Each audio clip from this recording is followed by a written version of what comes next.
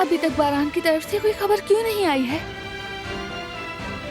अगर कोई गड़बड़ हो गई हो तो, जवाहिर बाहर आ गया तो फिर हम क्या करेंगे?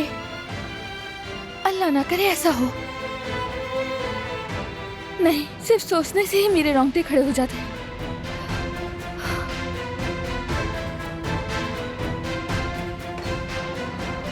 बारान,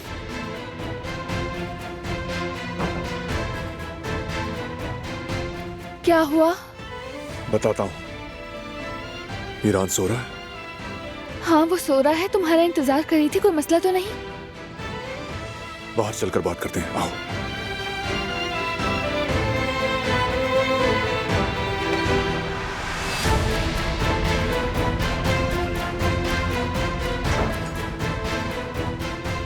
बारान, क्या कोई बुरी खबर है? क्या जवाहिर फिर? पुरसुकून रहो, हमारे गार्ड ने बयान दे दिया है। क्या उसने जवाहिर का नाम ले लिया? हाँ। या अल्लाह, तेरा शुक्र है।